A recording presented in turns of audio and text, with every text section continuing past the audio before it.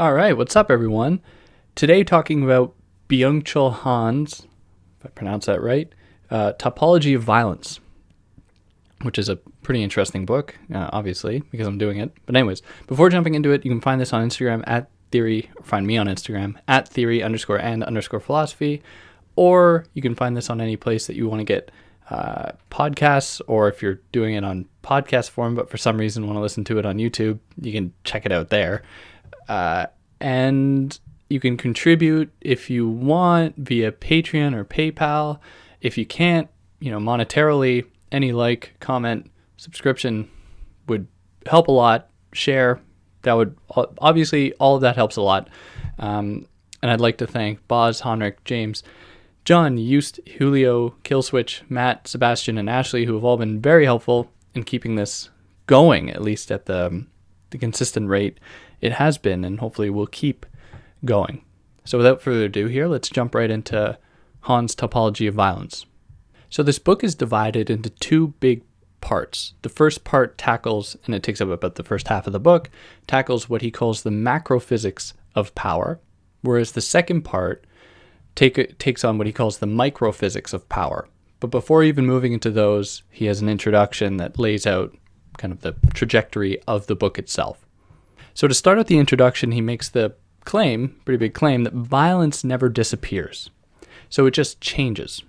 And I should say, to just comment briefly on the title, topology means roughly shape, just the kind of shape of violence, the way it changes and transforms.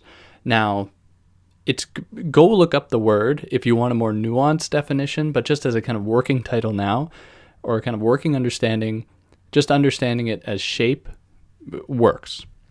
So he says that violence never disappears, so it just kind of changes.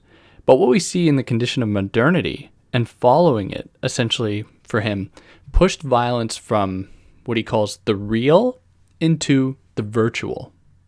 Now, when he refers to the virtual, he's not just talking about like computers or televisions or anything like that, like in the way that maybe someone like Baudrillard might suggest, even, which I would add the caveat, he doesn't really, but, that we might understand him to say. So what he says, or how he kind of characterizes this virtual violence, is as follows. He says, martial violence is currently giving way to an anonymized, desubjectified, systemic violence that conceals itself as such because it becomes one with society. So the term virtual is kind of a misnomer, so we should be careful here, because he's really just talking about more of a systemic shift that happens to follow the flows and movements of capitalism, not necessarily linked to, the commanding virtuality of our daily lives, where we, more of our lives are mediated by technology than anything else. That plays a part, but he's really talking about something else, something broader going on. So he identifies this as a pretty broad shift, and this is the shift from what he calls the macrophysics of power to the microphysics, where he says that the macrophysics of power are characterized by a kind of outward hostility against some other, someone or something that you saw as exterior, as other, as different to yourself. And for him, this embraced a certain logic of negativity. And he lionizes this. He kind of romanticizes this a little bit, because it is out of this negativity, and it is out of this distinction between self and other, that newness, that possibility can emerge for Han. But we're going to get into that in a little bit more detail as we go on. Now, he contrasts that with what we find today, what he calls the microphysics of power, or he tries to understand through this microphysical lens, that exercises, that is, it tries to conjure away the negative in favor of the positive. So this gets rid of, this gets rid of the negativity of the other in favor of the positive that arises from the spamification of language, excessive communication and information, and the accumulation of language, communication, and information, which is a weird sentence. I don't know how those things are different, but anyways. So repression then is something that still exists, which is difficult at times to understand, because on the one hand, he wants to say that repression has gone away in favor of pure positivity, pure potentiality. But now there are moments when he says that it is that positivity that potentiality that actually represses us, which seems difficult to reconcile at times. But he says that repression no longer now comes from the outside, from this kind of exterior, what might have been at one time a kind of sovereign other, like a king or tyrant, despot, monarch, anything like that exerted their reign, their power over people.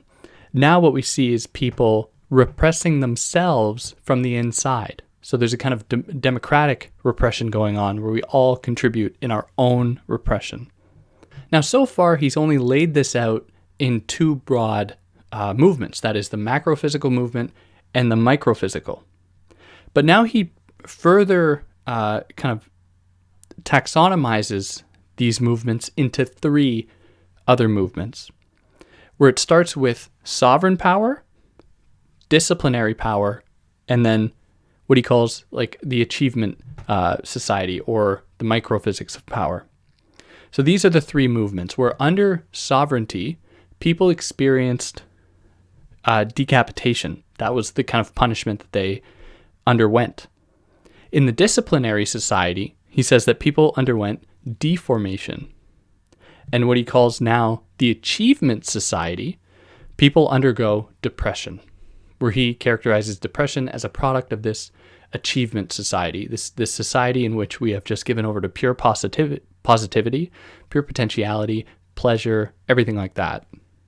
So we're going to get into this a little bit more because he's going to bring up figures like Deleuze and Foucault to talk about disciplinary society and sovereign society.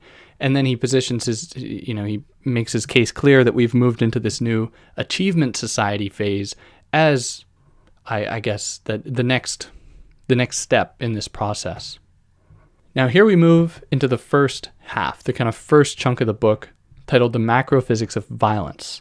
Now, of course, each of these parts, the macrophysics of violence and the microphysics of violence, are each broken down into chapters. So we're going to go through each of the chapters here. Starting with chapter 1, titled The Topology of Violence. So he begins by thinking about the way that Greek society thought of torture as something that was necessary. It was a necessary component of society to keep society running smoothly. So the body in Greek society for Han was the site of pain. So if someone did something wrong, if someone had to be sacrificed for whatever reason, their body was what was inflicted with pain. The pain was directed against the body. Whereas today, he says that all violence is directed against the psyche. So in the pre-modern times, as he kind of characterizes it, like in Greek society all the way up to, insert century here, 17th century, maybe 18th century, all the way up to that point, violence was the kind of lingua franca. It was the kind of common language of power, where if you had power, you exerted it through violence, and you demonstrated your power through violence. Now, what happened was that, and this is all just Foucault, and I'll say as a kind of an aside, if you read Foucault, I don't really know why you need to read this, but it is in many ways a summary of what Foucault says. So there's a transition from these kind of overt demonstrations of power, what Foucault calls the kind of society of the spectacle of the scaffold, where people were killed in town squares, and that was a means by which the sovereign, king or monarch or whatever, would demonstrate their power. But that left them open to a kind of vulnerability in that their power being put on display made it clear who wielded that power, and then they could be susceptible to revolt or insurgency or anything like that. Now, in the shift into modernity, at least how Han characterizes it, violence is then, it's moved from these kind of overt, clearly lit places and placed instead into the kind of dark recesses of society, like the prison, like the mental institution. That's not the right term. The care of mental health or anything like that, that takes the control of people outside of their being directly controlled, removes it from that, and makes it something that happens at a much more capillary level. At least that's one of the kind of key terms, where it's kind of diluted into the very fabric of society at large. So this is a transition from violence in a visible way to an invisible way, which marks a certain topological transformation of violence. Now, what we see here is the retention or the maintenance of a kind of negativity within violence. So violence is still inflicted upon the body, but in the spectacle of the scaffold, what we saw was that, the executioner in the moment of violence inflicted the sovereign's will. They stood in for the sovereign because the sovereign wasn't themselves going to inflict this violence. It had to be done by a kind of proxy, by someone else. And then the way that this manifests itself in the modern age is that you have, the prison guard, you have the school teacher, you have the doctor that discipline bodies, that kind of exert their force on bodies to shape them in a certain way. So in that way, Han maintains that there is the maintenance of this negativity, of this distinction between self and other. Now, the most effective component of this disciplinary society, and this is something that Foucault picks up on, is that it renders discipline a process that occurs on the inside, where we no longer need someone watching us for us to be kept in line. We discipline ourselves, and that makes power all the more effective. And this has, for him, he just makes this comment kind of at the end of the chapter, a relationship to the capitalist modes of production in which there is no clear figurehead. We are all part of this system. The distinction between even classes isn't nearly as neat as it once was, and it seems as though we are all subject to this system in the same way. Now, we move from here into the next chapter titled The Archaeology of Violence. So from whence does violence emerge? He presents Freud's idea here that, violence comes from a kind of innate death drive, what he calls thanatos. So that's, one possible explanation. And he doesn't spend a lot of time really thinking about Freud here. He just kind of presents that. And instead he focuses his attention to the philosopher René Girard, who is a French philosopher who thinks about things like sacrifice and, kind of ancient ritualistic modes of violence and stuff. And I find him super interesting. But Han recounts in Girard that violence can be explained by what he calls a memetic rivalry. So memetic being like copying. So a rivalry that is induced by a desire to have what someone else has. You want to be like them. And it's from there that violence emerges. So if there's any kind of scarcity in resources, you will fight to have the resources of another. So for Girard, violence is just a means by which to attain these other things. Now, Han has a problem with that because for Han, violence is a thing enacted in itself. That is, with violence comes certain possibilities, comes certain social prestige, and anything like that should be accounted for. And it is a way to essentially kind of accrue power.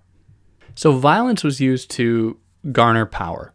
And he says that this presents the roots of a kind of capitalist mindset in archaic people, which, some Marxists out there are probably twitching hearing that because, there is a tendency in capitalist apologists to be like, oh, well, capitalism is natural. Look at how it relates to our history and this kind of our competitive nature. And therefore, we are just following our kind of competitive destiny, our kind of biology by submitting to capitalism. So I'll let you stew in that anger. I feel you, but let's keep going on here. Now, these, prehistorical people would have used things like sacrifice as a means to deter violence, but that was in itself just more violence, right? So it was like a way to ostensibly manage violence by using violence. So it served a kind of like immunological principle. So it was a means by which to inoculate or to almost vaccinate a people from violence was by integrating in controlled doses violence into that system, where he says that one protected oneself from violence by actively wielding violence. So this, of course, happens, on a social kind of societal level with something like sacrifice, but also like by being the most violent, you could deter people from wanting to attack you because people were scared of you. And the only reason that I am right here with this microphone and you're listening to this is because our ancestors were better at killing than other ancestors. So we have, our roots are violent ones. Now, there were even some cases of like indigenous communities, and he provides the example of the indigenous people of the I'm not going to pronounce this right, Marquesas, maybe, islands, who believed in a kind of energy that was transferred in the act of violence, and this was called mana, or mana, maybe. So if a vanquisher defeats someone, then they actually garner that person's mana. They take their kind of essence from them. Now, because of that, violence didn't really follow a kind of general economy of equivalence where there was like a kind of order to it or a kind of system. Violence was just almost conducted for the sake of it. It had no direction. Is in his words, undirected. So like if someone killed someone of our tribe, the perhaps rational, and I'm using that in air quotes, rational thing to do would just be to inflict harm on that person. But no, it was a matter of killing everyone that was around that didn't belong to the tribe. So he makes the case here, and I kind of scratch my head at this one, where he says that because violence was almost undirected, that is, it didn't follow any kind of principles or codes or of conduct or anything like that, then these societies were actually able to ward off the formation of hierarchies. Now, this idea is present as well in Deleuze and Guattari's work, especially in A Thousand Plateaus, and I've actually done with a buddy of mine one of the chapter in which they talk about this on this channel, so you can go check that out if you want, titled Apparatus of Capture. But Han is making the case here that because violence was so unsystematic, that these ancient people were actually able to ward off the formation of hierarchies and classes or castes, any kind of like system.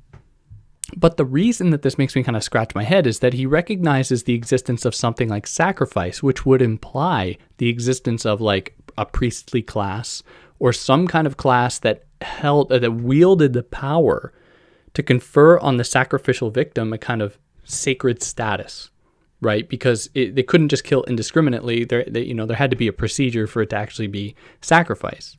So I don't really know what, like, he seems to contradict himself. But anyways, I could be, pulling at straws, splitting hairs. I don't know. Now, the way that he kind of justifies this claim is that if someone garnered mana, this didn't make them equivalent to the way that, we might have had a relationship to sovereigns or monarchs or anything like that, because the acquisition of mana didn't necessarily mean that you were going to attain a kind of godlike sovereign status. It just meant people weren't going to screw with you. But that still doesn't explain who would be doing like sacrifices. But anyways, so let's continue. Violence was in that way impersonal. It was just done not for personal reasons, because to be a person implies a kind of system, right? It was just like violence just running rampant. Now, when we enter a new phase, a kind of new topological formation, let's say the disciplinary society, the way in which the person who inflicts violence is treated is much different. So instead of them being a kind of wielder of mana, someone who has accrued all this mana from all of these vanquished people, defeated people, now they are seen as a guilty person. So the person that inflicts violence is looked down upon as being aberrant, being a kind of a residual or a relic of a time long gone. As Foucault describes it at one point, the person that commits violence is treated like an animal. They stand outside of the rational social order, and therefore they are treated like we perceive and treat animals. And the role of punishment against the guilty person is to bring an end to violence. That is the kind of chaotic form of violence. And of course, it supplants that with a kind of state-sanctioned systemic violence. And here we see its apotheosis with like drone strikes that have this precision killing capacity, which of course is fine. Like that's a good form of violence. We don't question that form of violence because it follows the plan. It follows the system. So it's in that way that like violence hasn't disappeared today, right? It just manifests itself in different forms, like drone strikes. The example he gives is the nuclear arms race. We still maintain these kinds of relations, these violent relations, but they are, because they're state sanctioned, they aren't credited with being as chaotic or as undirected as they once were.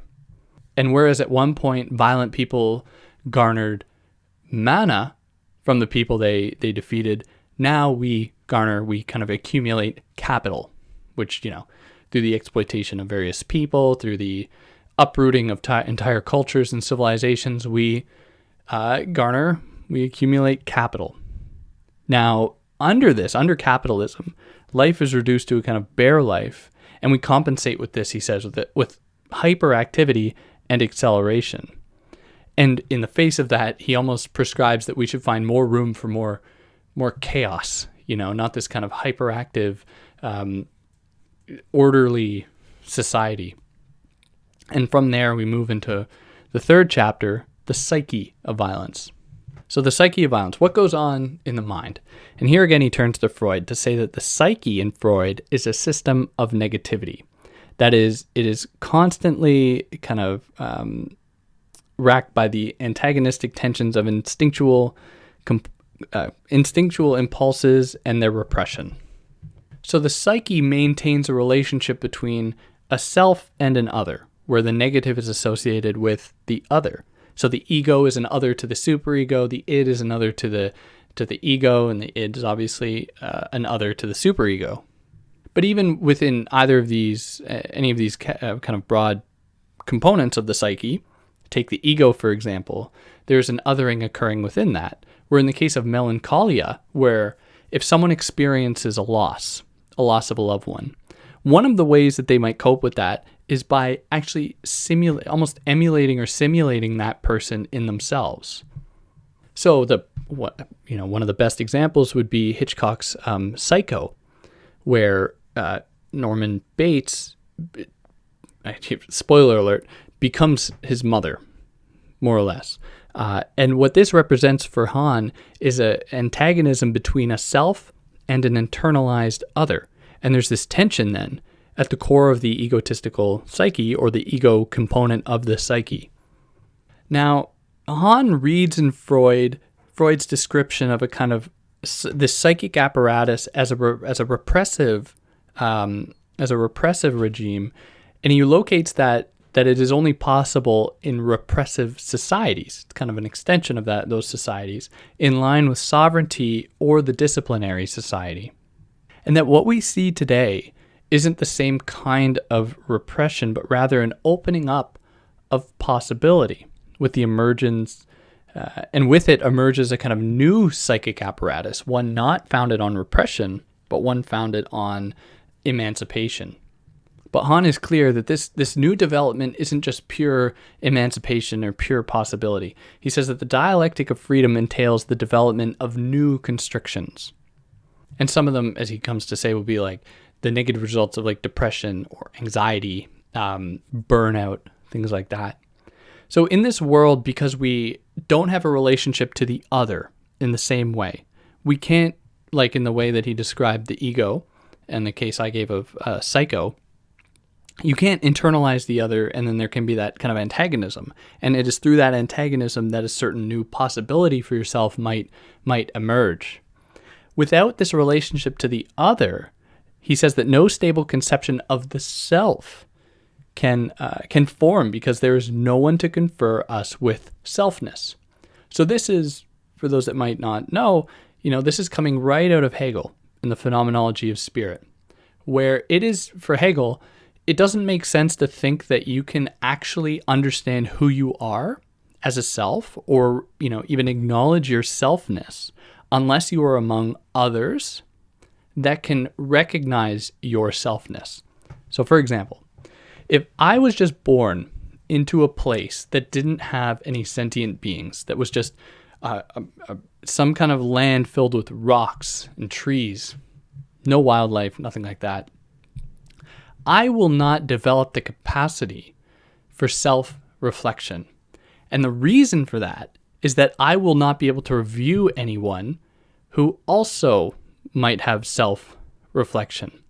Because self-reflection only happens when I recognize myself being seen, and then I can say, what if I turn my own gaze, my own subjectivity then, back upon myself as though I was an object, because someone else is seeing me as an object. So I must not be this kind of center of the universe that I think myself to be. I might be constituted, or I am constituted, in that other person seeing me as something to be seen, as an object, as an other to them. So then I develop the capacity to turn back upon myself and see myself as an object through my lens as a subject. And it is this very, there's a kind of careful tension here between the subject and object that provides the condition for self-consciousness, which allows for movement and development and change. Now, if we lose this kind of connection to the other, we lose this possibility of the self. So that's what Han is saying here when he says that without the other, there's no stable conception of the self can form, because there is no one to confer us with selfness. So then here he talks about like depression, ADHD, and burnout, things that aren't brought about by a conflict with the other, but by an excess amount of positivity, an excess amount of selfness. Now we add to this the kind of growing, what he calls virtualization and digitization of the world that is contributing to the total disappearance of the real, which would have been our last kind of bastion of resistance against this total realm of positivity. Because the virtual for him is a place of pure possibility, pure potentiality that isn't restricted by anything. Now the violence that we inflict against ourselves in this epoch, in this era, is all the more pernicious because he says that its victims imagine themselves to be free. That is, we do not at all question it because we experience relative pleasure, I guess, as far as the body goes. Of course, and it's important to mention that, like, people still suffer, like, especially when we consider, like, poverty or racism or sexism, things that are very much alive today, or like sweatshop labor and exploitation, or war, or like terrorism. Like, these things are not good. And I think that Han is very, he's myopic. That is, he's like, no, all that's just actually positivity too. Like, is it really though? Is it really? Anyways, I might not be being fair. That puts us here into chapter 4, the politics of violence. And this is going to be broken down into a few sub-chapters. The first one being chapter 4.1, friend and enemy. So he says that the friend-enemy binary is a pretty new construct, and it has a kind of indubitable relationship to our political system. And it varies, that is, it is in contrast to the old distinction of like good and evil that permeated previous systems, or like the binary of beautiful and ugly. And now he presents the work of Carl Schmitt and aligns himself with Carl Schmitt, which is not a great thing to do. Schmitt, just look him up. He has not a great kind of philosophical track record, but he evokes the work of Carl Schmitt, who proposes that to suggest that the earlier binary constructions, that is between like good and evil, beautiful and ugly, could be said to have been factual designations, whereas the present friend-enemy distinction is an existential. These are existential categories. They aren't factual. And then for Schmitt, when politics enters the scene, that is, when we move from these earlier systems into politics, we move from the factual to the irrational. And this is why war, for Schmitt, is never a rational mode of conduct, because war exists alongside politics. And violence can't be mitigated with the political, because violence is what subtends the political. It creates the foundations for the political. And Schmitt likes this because it galvanizes a kind of group identity of like friend and enemy, where new lines of affiliation can be drawn between your friends against common foes. So Schmitt then would not like a kind of global order, one in which, the distinction between friend and enemy has been erased in favor of a kind of totalized economic or political system.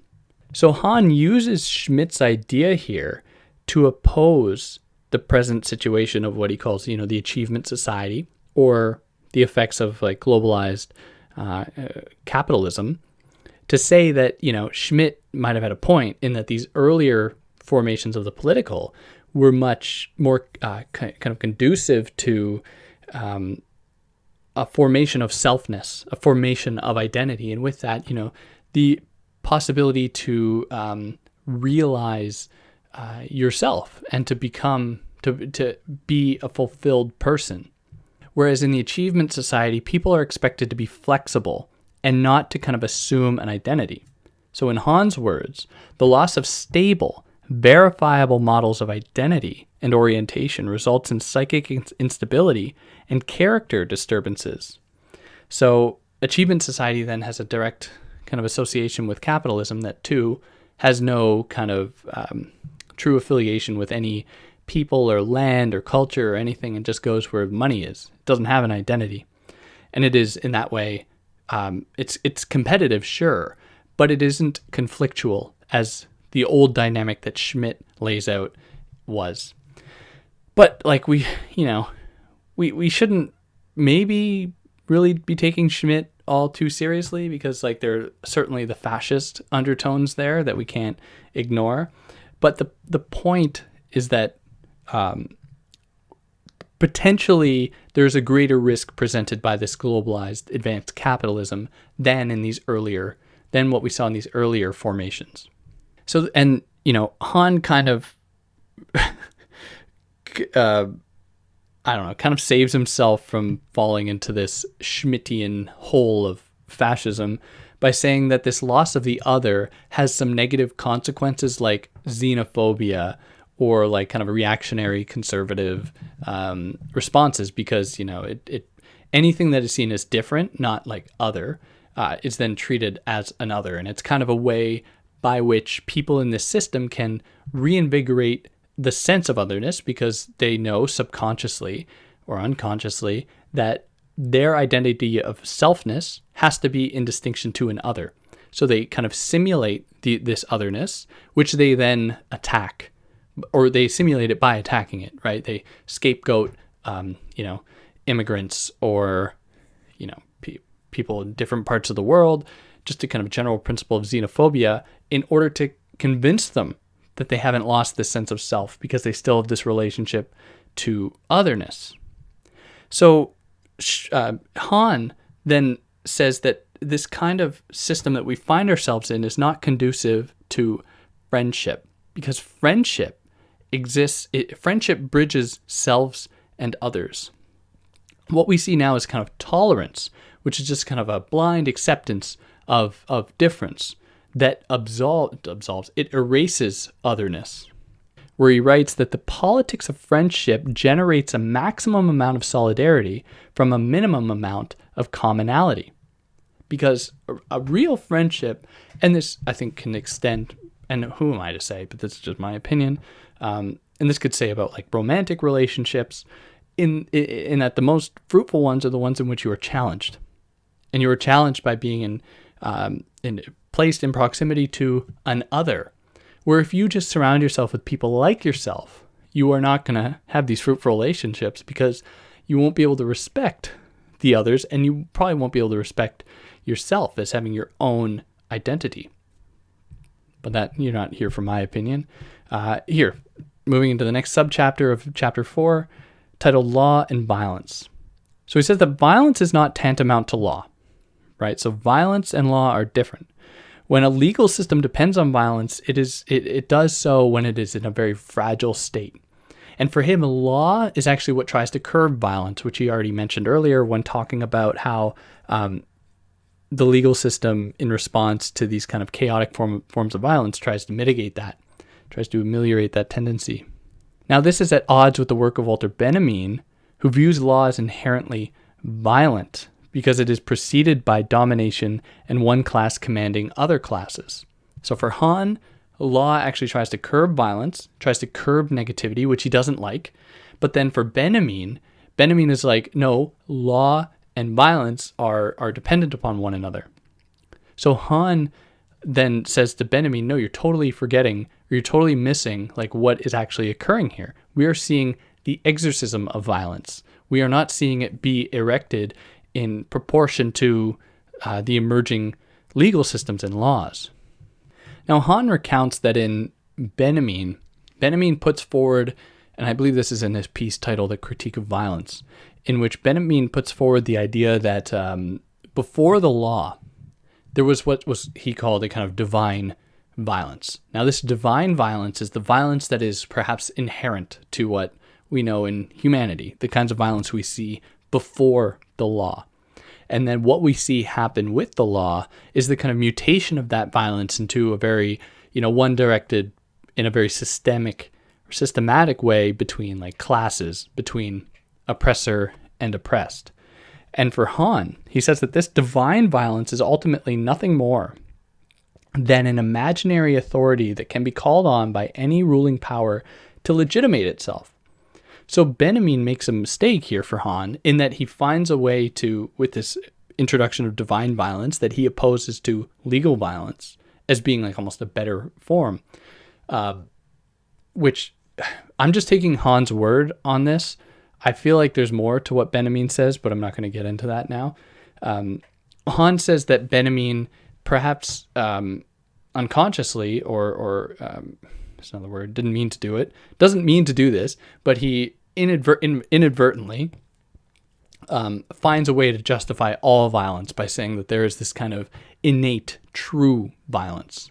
But this innate kind of true violence for Benjamin, he says, and very mysteriously, he says that it doesn't spill blood, and it disrupts all legal violence that he says spills blood. It's kind of, legal violence is really the violent kind of violence.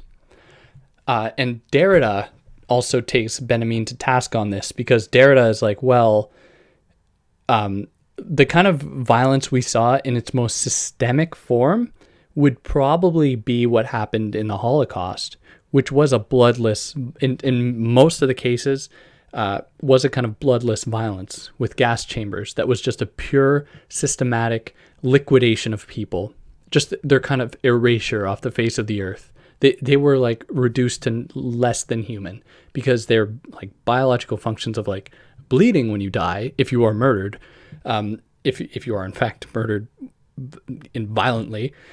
That is effaced in favor of a kind of pure systematic violence. So Derrida's like, Benjamin, you're kind of like laying the foundation for this perfect non-violent form of killing that is probably the most pernicious that we could ever see, because it just erases people off the earth.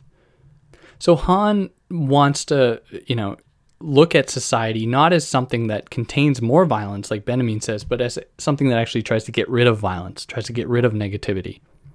So like Benjamin, Han takes aim at Giorgio Agamben, who tries to make the same case that violence is implicitly associated with the political or with the kind of legal systems. And Han says that, Benjamin can be forgiven for thinking that violence is still present in this system because, he was still living at a time when violence was, at least for Han, still formed part of negativity to that system. Agamben, he says, has no excuse. Agamben, living in this, still alive. Yeah, he's still alive. Agamben has no excuse for thinking that, negativity still exists in this world. And therein, for Han, lies the anachronism of his thought. And because of this oversight on the part of Agamben to recognize positivity, not just focusing on negativity, he fails to see what Han calls the conformity of consensus, which seems like a redundant statement, but he's trying to say that the kind of violence that is found within positivity or within consensus. And the state of exception, which is in Agamben, the state of exception is the moment when like kind of all laws can be suspended and a kind of sovereign power is put into place, like with military rule or something like that in the face of like a kind of tragedy or terrorism or something, where, all laws are suspended and people can just be like arrested without, notice, or people are tortured or beaten and all of this stuff. Han says that doesn't happen if we really exist in what he calls the immanence of the same. That is the perpetualness of sameness. Because there is no distinction between self and other, between sovereign and, citizen. And that puts us here into chapter 5, the macro logic of violence. So he says here that power and violence are not the same. Power is conducive to hierarchy and structure, while violence disturbs all these structures. So people use violence to attain power, which they can then use to, consolidate their position at the top of a kind of hierarchical pyramid. Whereas violence has to be constantly controlled and mandated lest it tear down those very structures. So when someone attains power, they then want to contain violence so that they are the only ones that have control over it. Because if violence ran rampant, there wouldn't be the possibility for hierarchies to form. So in this way, power consolidates identities because it's conducive to these hierarchies. Or in his words, power achieves a certain order by establishing differences and borders, whereas violence, in contrast, dissolves borders, which I take to mean like identities, difference, categories. And in this society, he says that power is erased while violence is maintained. And capitalism is really the best example of this, where the capitalist system goes wherever it wants. It doesn't follow hierarchies or orders or principles or anything like that. It just goes wherever. So this births what he calls the microphysics of violence, or microphysical violence. So I want to mention just briefly another kind of couple key terms that he mentions here, where when there was a distinction between self and other, in this kind of these macrophysical forms, he describes that as the immunological form, which I touched on briefly. And that is how in coming up against an other, you actually develop certain new tactics of dealing with others, which implies a certain self-growth. Like you make yourself immune to their threats, to their challenge to you, by growing, by internalizing some of them into you. Now, the post-immunological society gets rid of all that because we have effectively inoculated ourselves. There's no threat. So we are, we're going to talk about Baudrillard more in the second half, but I will just say it now that Baudrillard talks about this much better in my view. But this is the post-immunological is when we've effectively gotten rid of all threats. And so we're even more susceptible to possible invasion, even though he says that's not going to happen because it's all pure positivity. So we lose that capacity to transform, to adapt, and evolve. And that pushes us here into the second half, the microphysics of violence. Now I'm debating whether I think I'll just continue because it's pretty short. And he's pretty repetitive, Han. So anyways, let's just blast through it. So this is chapter 6 now, systematic violence. So here he introduces what he calls structural symbolic violence. That is violence immanent to the system and therefore goes unnoticed, and it's therefore internalized by all of us. So this can assume the form of like injustice, where injustice is a form of violence that doesn't actually have like someone pointing a gun at you. It's just a violence that is conducted by the system without any clear actors, any clear kind of puppet masters. And we are all subject to this. So he takes aim at Zizek here, Slavoj Zizek, who says that negativity kind of still permeates the system, and he gives the example of how like women have unrealistic or internalize unrealistic beauty standards. So they undergo surgery to kind of fit these unrealistic beauty standards. And then Han responds in a kind of tasteless way by saying that, oh well, men have to do this too because of fitness culture. And it's like, Han, these aren't the same things. Like these are very different forms of self-surveillance, kind of self-discipline that should be treated as such. And it's kind of ironic because like Han is chastising the system for, getting rid of all difference, getting rid of all peculiarity in favor of a kind of a homogeneous, totalizing, worldview. But then he seems to do that too. Like he erases all context. Like he almost seems to be a spokesperson for this system at times. I'll stand by that. someone take me to take me on if you disagree. I'd like to hear what you have to say. But what happens here is that systemic violence turns everyone into captives, which it rubs me the wrong way, because like people suffer differently than other people. Like people suffering from racism or from police brutality, police violence, it's different for different people. And it seems wrong to just say, oh, well, we all experience violence, so therefore we're all screwed. Like as though then that means there's nothing we should be doing about the specific forms of violence being conducted against specific people. But anyways, and it makes the case that there's no more distinction between oppressed and oppressor. But I'll let you sit in that, and either you'll agree or you'll get mad at me, but I'd like to hear about it. That puts us into chapter 7, the microphysics of power. So here he starts by outlining Foucault's tracing of difference between sovereign and disciplinary power, or disciplinary society. So he criticizes the early Foucault, who believes that, who thought that power, the disciplinary, was in the disciplinary society, and that power could be unstructured, and that power essentially desubjectifies. Now, this is wrong, and I was so curious as to where he's getting this from, and he's just getting this from the History of Sexuality, Volume 1 in Foucault, when Foucault's big thing is about how the disciplinary society actually makes subjects. It doesn't desubjectify. It turns people into productive subjects. So I don't really know what Han is on about here, but anyways, he says it. He also says that Foucault's kind of archetypal disciplinary institutions like jails, schools, hospitals, factories, they presuppose too much negativity that is unseen in the present day formations. So Han opposes those old disciplinary institutions with the present positive ones, or the achievement ones, like shopping malls or fitness centers or yoga classes or anything like that. So our prison for him is called freedom. And all its ailments are depression, or some of its ailments are depression, burnout, or like ADHD, which is like fair, but like Han, the jails and schools and factories and death camps still exist. I don't know. He's ignoring that and looking at the other thing. I get it.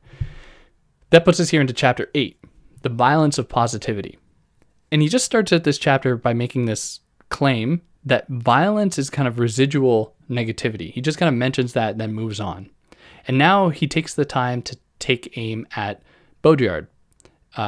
And if anyone's spent any time on this channel, you'll know that I've read every single one of Baudrillard's books. I've done most of them on here. In fact, all of the kind of books, I think, on this channel. And I think he's fair in his criticism of Baudrillard. And I'll get into the kind of nitty gritty right now. So in Baudrillard's late work, he kind of takes the time to consider two present diseases, and they are cancer and AIDS. And for Baudrillard, these two diseases are extensions of a system that sees endless proliferation as its end goal. And he associates that with cancer, with the endless proliferation of cells, and how we turn on ourselves here, where we are these kind of like, we've effectively erased otherness and we are these pure selves. And so our bodies turn on ourselves, and that is for him kind of how AIDS relates to this formulation, because it is the body, turning in on itself. But we could also put this another way, where in the case of AIDS, it's a consequence of our inability to develop an immune response to an other, because we have erased all association with otherness. And he's using them as metaphors to understand this world problematically, like I will absolutely admit. So Han says that these are just repackaged negativities, that is AIDS and cancer, and it doesn't grasp that today all negativity has vanished. So yeah, I guess that's fair in that Baudrillard maintains that there's still some negativity, but that's what he wants to do. That from as early as, I would say, his book, Symbolic Exchange and Death, and certainly Seduction, Baudrillard is trying to say that these negativities are always going to be with us, but we have to learn how to see them as they will manifest themselves differently, and that we can't fully exorcise or conjure them away. So I think that Baudrillard would hear Han, shrug his shoulders, and then walk away, because he's like, I don't care. Like, anyways. So one of the other things that comes out in Baudrillard's late work is the idea of a singularity, where Baudrillard laments the formation of globalization and finds that the kind of last bastions of hope are found in these singularities, which are just for him kind of perfect sites where just people are, where everyone is just kind of perfect in their own way. All cultures are perfect in their own way. And he's just trying to find it's kind of his cosmopolitanism coming out, but not nearly as brutal as Derrida's or as, liberal as Derrida's. But Han says that, these singularities can't even exist because they imply too much negativity. And then he ends this kind of critique of Baudrillard by saying that it might be that all this positivity is driving the system to its collapse. And I have a lot more to say on this because I like Baudrillard a lot. And it just seems like Han is... I feel like Han read Baudrillard and was like, shit, that's my argument. I better find some kind of shitty way to draw a distinction between himself and myself. But anyways, that's just me. It's obviously more nuanced than that, but yeah. So here, chapter 9, the violence of transparency. So he identifies the present call for transparency, that is in like politics or economics, in accordance with the kind of principle of positivity. So the transparent for him turns everything into the same. And transparency forecloses engagement with other because there's nothing to learn from the other because we already see everything. It's kind of pornography of and the obscenity of hyper-visibility. And it threatens politics that relies on secrecy. And so it removes that capacity to engage with others because they might have something to offer you. Because under full transparency, you already know everything there is to know. Whereas someone like Baudrillard is like, no, like there is always going to be a residual mystery. We will never fully kind of demystify the world. That's just not going to happen. We like to think we will, but, the real is always going to kind of rear its head. Reality is going to sneak back in to make us privy again of the mysteries of the world. And that puts us here into chapter 10. The medium is the mass age. So this is playing on McLuhan's phrase, the medium is the message. And here he considers the way that language is used by the achievement society to proliferate over-communication that causes spamification. So we might think of things here like YouTube videos, comments, tweets, Instagram posts, all these things that kind of burst forth with language that essentially nullify all language. It renders it meaningless. And how all kind of virtual communication online is just a way not to engage with otherness, but for us to affirm ourselves. It's all about ourselves, putting ourselves out there, our opinions out there, to find maybe at best other people whose views already match us, hence, the existence of echo chambers. And he associates tweets and blogging and all that and ads with garbage. So it's kind of like the pollution of the internet sphere that mirrors our pollution of the world. And this is the mass age, mass consumption, mass production, everything like that. And here that pushes us into, I'm sorry this is going so quick, but he's just so repetitive that I don't really need to be repeating all these things over and over again. Chapter 11 here, rhizomatic violence. So in response to totalitarian overcoding, and this is coming out of the Deleuze and Guattari's language, completely deterritorialized coding kind of takes place, and it can be seen as liberating. So the tyrant in Deleuze and Guattari overcodes things, with its own significance. But then deterritorialization, a kind of decoding, might appear to be a liberation, a freedom from that overcoding. So Han charges Deleuze and Guattari, but he only mentions Deleuze, for celebrating this. And that for Han, the idea of the schizophrenic that Deleuze and Guattari lionize to some extent, and it's much more nuanced than Han is laying out here, but anyways, the schizophrenic for him merely mirrors capitalist deterritorialized flows and movements. And in his words, schizophrenic deterritorialization leads to the rhizomatic proliferation of the same, to accumulation of the positive. And Deleuze therefore fails to see the negative side of proliferation. But he does. I don't get it. Deleuze also recognizes the problems here and how it needs to be kind of blast into something new. But anyways, this is Han for us. Into chapter 12 now, the violence of the global. So now he takes aim at Hart and Negri, who transpose bourgeois proletarian class conflict to the present conflict between empire and multitude, where empire obviously stands in for the kind of, the jackals of capitalist production, those people accruing the most profit, and the multitude being those working class populations that are, extracted from various parts of the world or kind of brought up into the capitalist economy, to suck out excess surplus value or labor from them.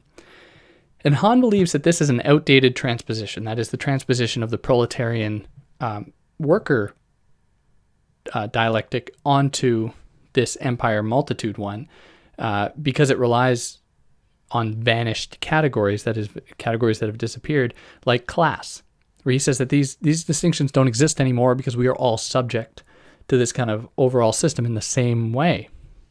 And no one can really be said to rule now in the capitalist economy because, we're all implicated. Or in his words, everyone involved in the capitalist production process is simultaneously victim and perpetrator, echoing his earlier statement that we're all oppressed and oppressor. So additionally, there's little opportunity then for collective action because we don't have these kind of common stakes. We are all too involved with ourselves. So Hart and Negri propose, following Deleuze and Guattari, that the system must be accelerated, because that's deterritorialization might bring an end to this system, which for Han would have catastrophic consequences because it would probably push us into a more so-called free or a more deterritorialized world. And that puts us here into the last chapter, chapter 13, titled Homo Liber, which is kind of like free human, homo freeness, free human. And here he returns to Agamben again to reiterate his problem with Agamben thinking there can still be negativity in the form of like a sovereign, and that how this can't happen now. And how the terror of positivity is a greater threat than negativity for Han. At least with negativity, there's the possibility of a kind of immunological response that I mentioned earlier, or that possibility for newness to emerge. Whereas for in the achievement society, we have what's called like homo liber, where this homo liber isn't actually free, right? That's a misnomer. But this homo liber is both the internalized sovereign and homo sacer. So to just mention it briefly, homo sacer in Agamben, homo sacer, is the kind of sacrificial victim who is holds a special place within the world, the kind of economy of symbolic exchange, so that their death will mark a kind of newness in that system.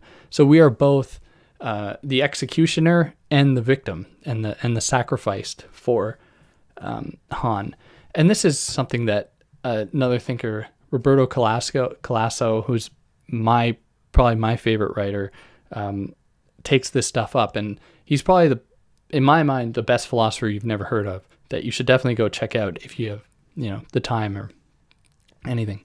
So for Agamben, homo sacer is reduced to bare life. So they're all kind of impulses, desires, and anything are stripped away, and they are just reduced to the basic necessities to live, and are therefore free to be killed. So we are all this now. We're reduced to our bare impulses, not anything else. This is why we strive for pleasure and feeling good instead of meaningful, emotional or social connections. And then to conclude, I just want to read the last line, where he says that the hominis sacri of the achievement society have another characteristic that sets them apart from those of the society of sovereignty. They are impossible to kill, so they can't be sacrificed like homo sacer. Their lives are like those of the undead. They are too alive to die and are too dead to live. So there's kind of liminal space between being dead and alive, and the zombie parable, the zombie analogy certainly works here. We are just shop, consume mindlessly to our heart's content. So that's Han. I think it's pretty clear. I have some problems with it. And this is like one of his short books. I haven't read anything else, so I could be I should read more before I really criticize it, but I'd love to hear if anyone has any of their own criticisms. Because I'm sure you guys know a lot more than I do. But on that note, take care.